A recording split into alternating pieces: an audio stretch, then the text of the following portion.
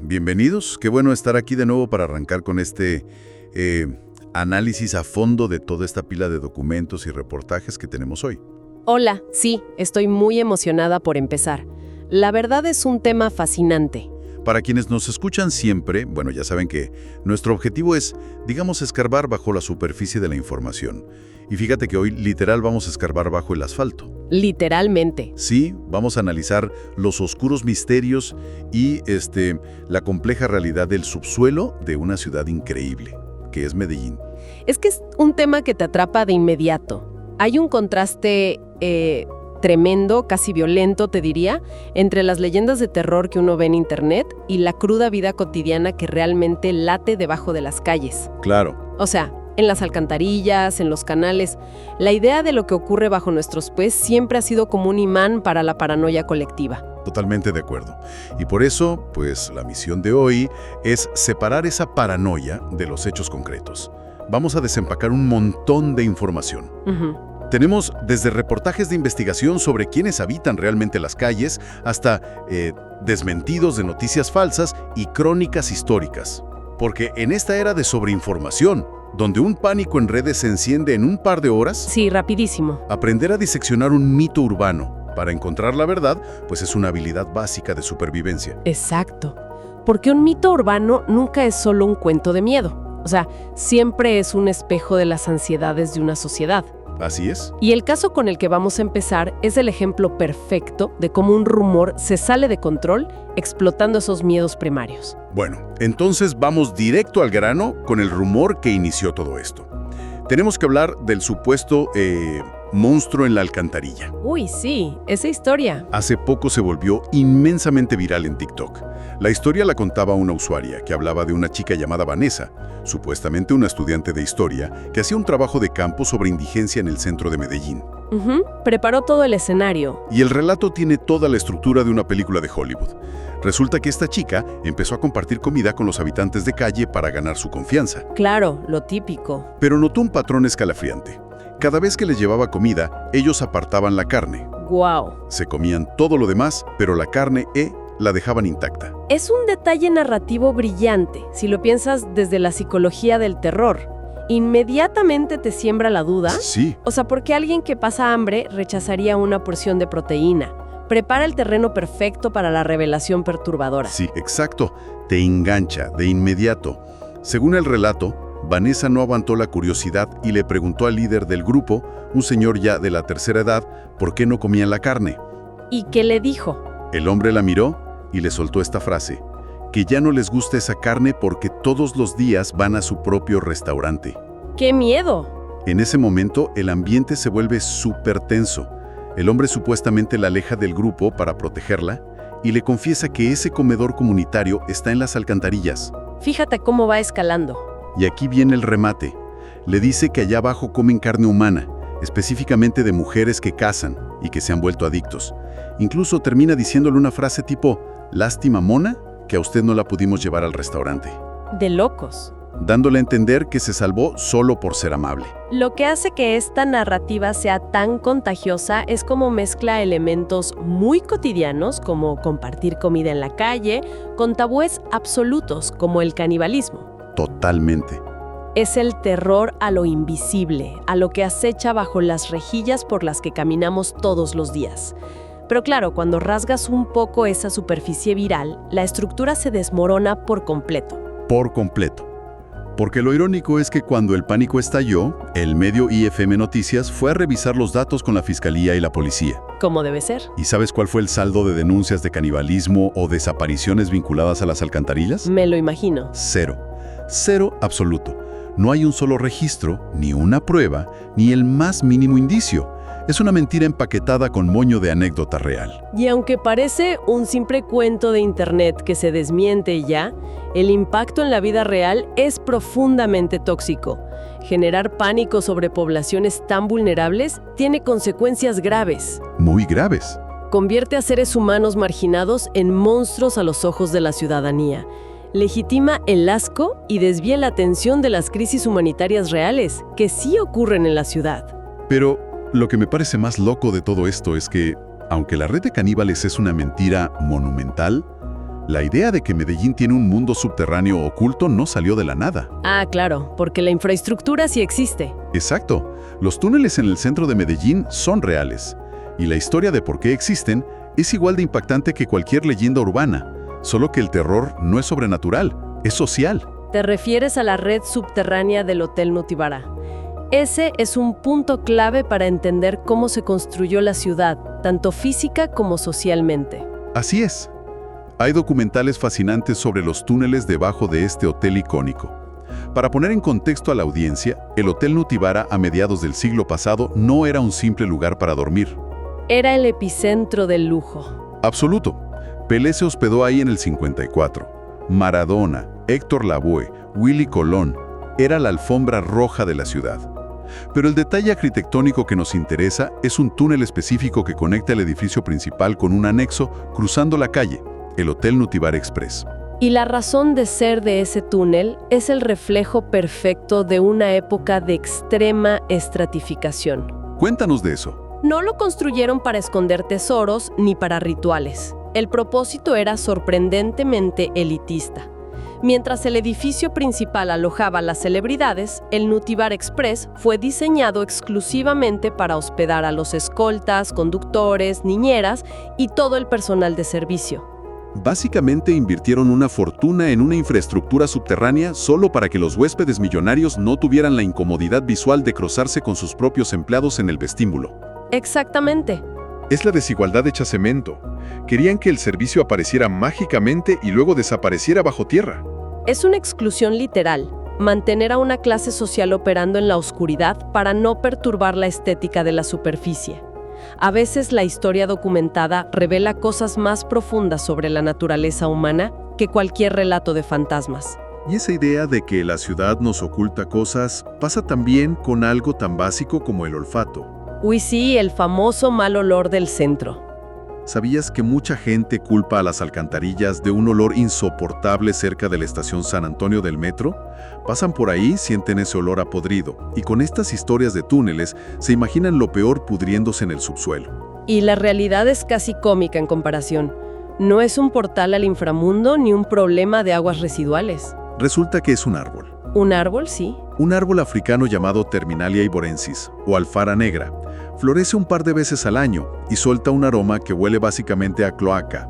La gente mira las alcantarillas con asco, pero el olor viene de arriba, de las ramas. Pobre árbol, la verdad. Hace un trabajo increíble, da una sombra espectacular en una zona de puro concreto y absorbe cantidades monumentales de contaminación que ahoga el centro de Medellín. Es un héroe anónimo. Totalmente. Y su única recompensa por limpiar el aire es que todos piensen que es una tubería rota. Es una ironía ecológica fantástica. Me encanta esa anécdota, porque nos obliga a cuestionar nuestras primeras impresiones. Lo que nos lleva de vuelta a la oscuridad. Si ya establecimos que no hay caníbales en los túneles y el mal olor es por un árbol, ¿qué está pasando realmente allá abajo? Esa es la pregunta central. Una investigación profunda del periódico El Colombiano decidió entrar a esos espacios, y lo que encontraron es un golpe de realidad tremendo. Los datos de esa investigación son abrumadores. Hablamos de que hay más de 9,000 personas habitando las calles en Medellín en la actualidad. 9,000 es muchísima gente. Y una fracción importante de ellos ha encontrado en el subsuelo su única opción de refugio. No están en túneles secretos construidos para ellos, están sobreviviendo dentro de las inmensas placas de concreto que canalizan las quebradas, en antiguas redes de acueducto y bajo los puentes. Lo que realmente impacta de esta investigación es cómo el instinto humano de construir un hogar sobrevive en las condiciones más extremas. Es sorprendente. Adentro de un tubo de desagüe, rodeados de oscuridad, lo primero que hacen es buscar rebosaderos de piscinas o tubos rotos para asegurar un hilo de agua limpia. Y después empiezan a decorar. Sí, la decoración es un punto clave. Cuelgan luces de Navidad que encuentran en la basura, pegan cuadros viejos de Pablo Escobar en las paredes, arman pequeños altares con la Virgen y hasta siembran plantas, como la famosa lengua de suegra, en baldes vacíos. El sociólogo Zygmunt Bauman tiene un concepto que encaja perfectamente aquí: las vidas desperdiciadas. ¿A qué se refiere exactamente? Él explica cómo la sociedad de consumo masivo produce personas que el sistema ya no necesita.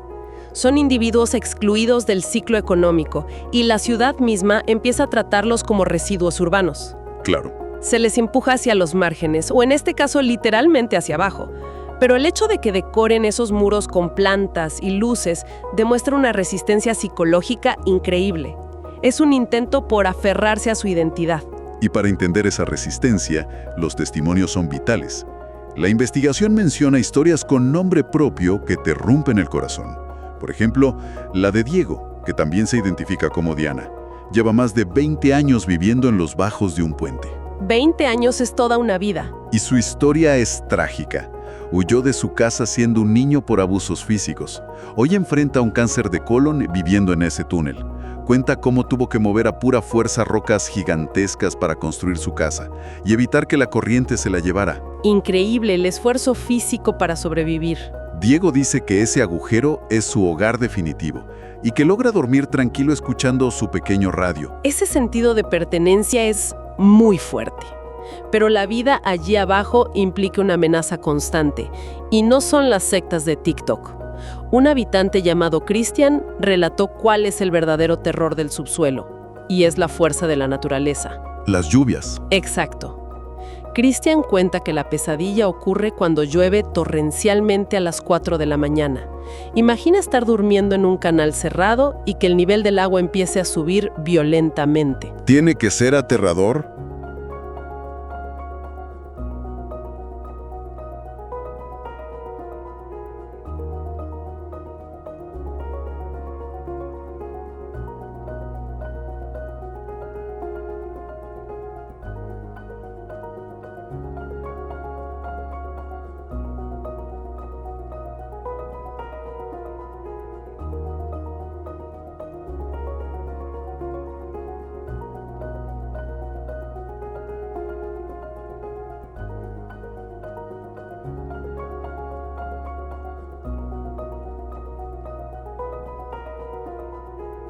Describió una noche en la que el agua le llegó al cuello, arrastrando sus cobijas.